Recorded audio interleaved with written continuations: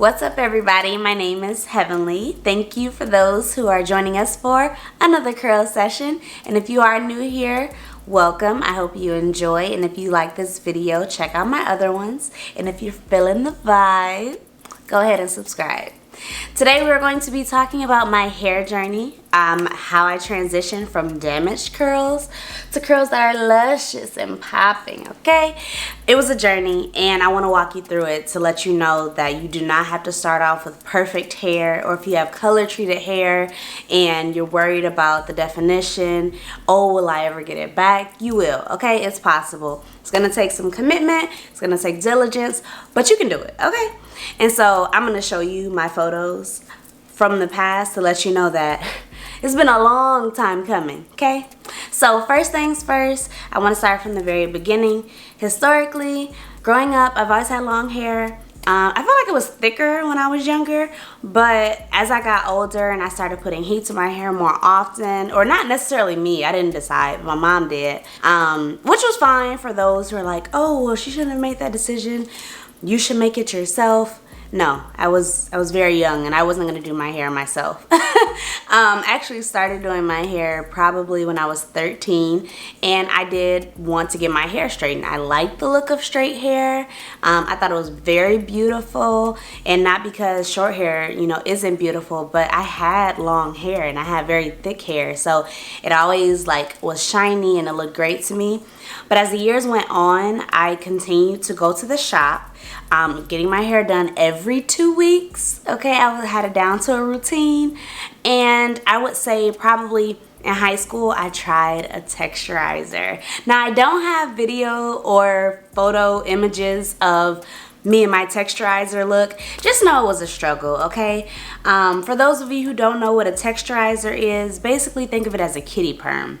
Not as strong as a relaxer, but it does just as much damage, I think. And for sure, if you're doing it yourself and you don't know what you're doing, yeah, it caused me a lot of damage. So I went through a phase where my hair was that was the wet and wild look. Like everybody wanted, you know, really loose wavy curls because people thought that was the look over your tight coily hair, right? And things have done a complete 180 present day. But back then, I wanted a texturizer. I asked my mom to get me one. I think the first time she did it, but the second time I wanted to touch up my hair, and I was not one to get relaxers. Like, I only got my hair straightened with like a pressing comb. You know, you put the hot comb in the stove and then you got to get out and wand it. Yeah, that's what I went through. And so I had no idea about chemicals in your hair because I never dealt with them myself. Only licensed cosmetologists and hairstylists did, but I decided to do my own texturizer, and I didn't know that you only put it on the roots. So when I touched my hair up, I put it on the entire length of my hair. Why would I do that? You know, like, thinking back on it, I set myself back so many years. Like, I could have had luscious, voluminous, like shiny curls a long time ago, but I ruined my hair and that was high school. So I had a lot of making up to do. It took a lot of diligence, but I didn't know any better, and I was still getting my hair straightened because I liked the look of my long hair, but it wouldn't grow past my shoulders. So I do have images that you can see. I had, you know, the short blunt cut shoulder length because that's as far as it would grow, and then after that my ends would split. I would have a lot of breakage. It just wasn't a good look, and God forbid I wore my hair curly. Like, I didn't like it. I thought I looked crazy. And so yeah, we just were a struggle bus, I would say, all the way through maybe midway of college, right? So I was a 5th year senior, and so I would say my first junior year is when I started to get a little bit more serious with my curls. You know, this was about 4 years removed from the texturizer fiasco, and so I had a little bit of wave, right? And the new growth in my hair, you know, was obviously curling up a lot more, but then I was getting my hair color treated, so like I wanted highlights, and I used box color, and so it looked gorgeous. Shea Moisture actually had a bomb box color treatment set, and I would do it myself. So as I got older, like I started watching YouTube a lot more, and I did know what I was doing more than high school. I'm not gonna say I was a pro, because I could have done more research, but more than high school, right? And so I had this pretty honey blonde color I got from Shea Moisture. I'm like, oh, I love their products. I know that they don't have a bunch of chemicals and ingredients that I can't pronounce. Let's go for it, right?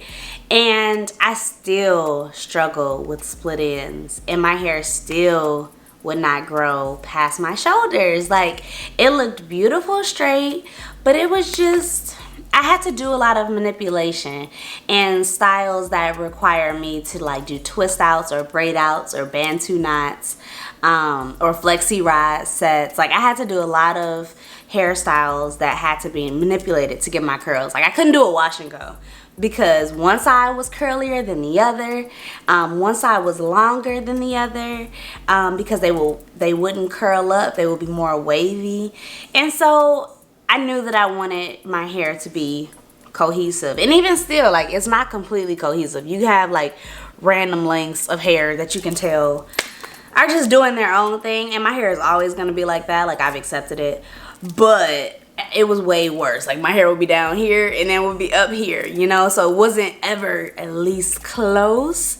And so I would say towards the end of my undergraduate career, about 2016, 2017, like, I got serious. So I had a routine. Although it wasn't the best routine, I had a routine.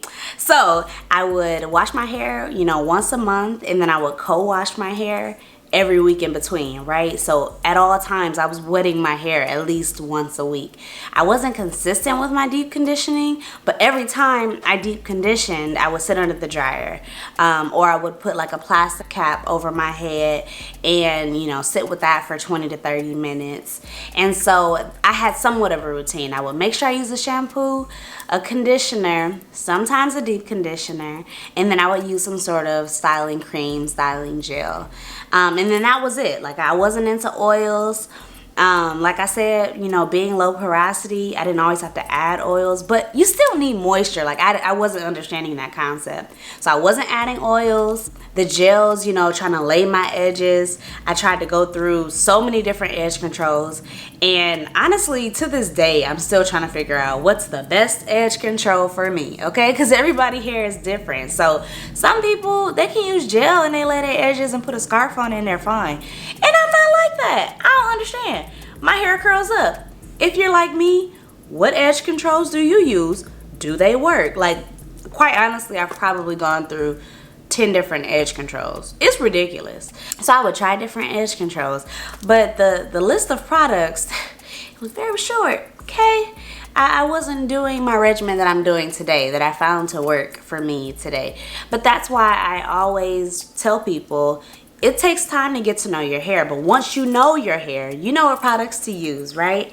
And so I learned the products over the years. I learned about what oils worked for me. That's how I found out what porosity hair I had. I did the test. If you haven't done the porosity test, or you're wondering like, what is porosity? I got a video for you, so check the description box down below. Click the link. Let me learn you something today. By the way, I know it's not learn, I know it's teach, but have a little humor, okay? But I learned what oils worked for me. Castor oils, coconut oils, any thick oils really don't work for low porosity hair like I have. So I learned grapeseed oil, jojoba oil, almond oil. There's even avocado oil that's a lot thinner. It has more slip. So if you ever heard the term slip, meaning for like products like your conditioners and shampoo, it's just how easy does it slip through your fingers, right? So it's a lot thinner, and so my hair soaks it up a lot nicer, and even days down the line, like 3-4 days down the line, it's still moisturized. So I learned products like that, as well as different lines, product lines that work best for my hair. I love Miel, I love Shea Moisture, love Pattern. I've even tried As I Am. They have a bomb leave-in conditioner and co-wash, so I use both of those to this day. I learned that my hair likes gels over creams because creams would still make my hair flat. You know, it wouldn't look defined. It was one of those things where like I can use it for a twist out or for a braid out. Like I can use a curl cream. But if I was trying to just do a wash and go or anything like it where I'm leaving some of my hair, you know, just fresh, I needed a gel. Okay, I needed it. And that took a long time to figure out what gels, because flaking, honey. Yeah, you have to find, like now today I use Edge Booster and I have no flaking, right? They have different scents and stuff like that, but that's not why I chose it. I literally was going through a trial and error. The same way that I do my edge control, I try to figure out what gels work for me too, and Edge Booster works for me. All right. I will say that Auntie Jackie's has a gel that's elongating, you know, for the curl. Love that. That's actually pretty good. I might need to go back to that. Right now the Edge Booster is working for me, but that's an old faithful, I'm not gonna lie. If you have other gels that you like to use for your wash and goes that won't make your hair crusty, like I understand a cast over your hair, like right now this is a fresh wash and go, okay? So there is a cast over my hair, and so that basically means where your curls are really hard and crunchy, people say, but once you break the cast, and how you break it is really just by like scrunching up your hair, and then it essentially breaks that product that's around the curl of your hair and loosens it up so it's a lot softer. I'm not gonna break the cast because I need to go to sleep. And so tonight I'll probably just pineapple my hair, and then in the morning I'll break the cast. So pineappling is gonna also help break, you know, the curls underneath that lay closest to my body, closest to my neck. But in the morning I'll break the rest of my hair cast. But certain gels don't leave a cast over your hair, and that's cool too. If you want me to do a video of my top 5 gels, let me know, or we can do both. Send me recommendations of what gels you think are the best, and then I'll try those out and then give some sort of review on all of them, okay? Really short and sweet, but I like to know these things because I do wash and goes often, right? So I'm still learning what products work for me, what products I like, and I'm happy to share them. So tune in for that, okay? Back to my journey. We also had a time period where I was using, not only with color, I had color in my hair, I was putting deep conditioners on my head and then going to sleep. Now, some people still do this. I think people with like high porosity, like they can get away with it. If you wash your hair at night, you go to sleep, put a cap on or whatever, or go throughout the day and you wear your deep conditioner just in your head all the time, and your hair don't break off. I'm gonna say that you have high porosity hair because here's what happened to me. I have low porosity hair, and similar to using too much protein on my hair, if it sits on it, it will break it off. So I'm very aware of using products with a lot of protein. If you have low porosity hair, you should try to find silk protein ingredients in your products, and that's a little bit better. Like it's a little bit smoother, and your hair absorbs it a little bit easier than straight up protein products, right? But I'm very aware of what products have protein in them because I don't want my hair to break by overusing protein. You know what I'm trying to say. But there's a such thing as over moisturizing, and that's what I was doing. So I would go to sleep, my deep conditioner will be on my head, I will wake up in the morning. Sometimes I would rinse it out. Sometimes I would go, you know, if this was in college, I would go to class, then I would come back and try to rinse it out and then do my hair when I had more time. And let me tell you, I paid the ultimate price. I was balding, okay? Literally smack dab in the middle of my head, I was balding. The hair was so soft. I mean, to a point you want your hair to be soft, but this was like mushy, like had zero structure. The curl pattern was almost non-existent, very wavy, okay? Similar to like if you had heat damage, very damaged. And I had to look it up. I looked it up on YouTube. What is over moisturizing your hair? It's a real thing. I had no idea. Like your hair needs moisture. But what I wasn't doing any protein treatments. I wasn't making sure the bonds of my hair were strong enough. I wasn't making sure that I was having a balance between protein and moisture. I wasn't doing any of that, and I didn't know. So I learned the hard way. I got my hair back, and I was a sucker for a middle part. So that's probably why the balding happened in the middle of my head too, because honey, my middle part, it was nice, okay? It always gave me life. So I was just putting too much pressure, having too much tension in that area. Like the gel would go down my middle part, and so all of that would just kind of build up in that area. And obviously the front of your hair, when you have even heat damage, the front of your hair is always going to suffer the most as opposed to the back of your head, and that's what I was dealing with. So it took me a lot of time. I had to do a lot of twist outs. I had to wear a lot of side parts, which I'm not a huge fan of. Maybe when my hair gets longer I'll like that a little bit better, but as of right now, I don't know. It's about 50-50, right? It's about 50-50 for a side part. But the middle part will always be my favorite. So I had to deal with a lot of reconstruction for my hair. And I learned about the AfroG products. So AfroG is the line that has a two-step treatment that you do for low porosity once a month, like every 4 weeks. No more than that, because you can put too much protein on your hair and it can cause breakage. But if you have high porosity, it's very important that you have protein in your weekly or at least bi-weekly routine, because of all of the moisture that your hair soaks up. So again, you don't want to over moisturize your hair. So AfroG was a lifesaver. I made sure to do this two-step process at least every 4 weeks. Sometimes I would try to do 3 weeks, especially in the beginning, because I'm like, ooh, this hair need to grow back, we need to make it stronger.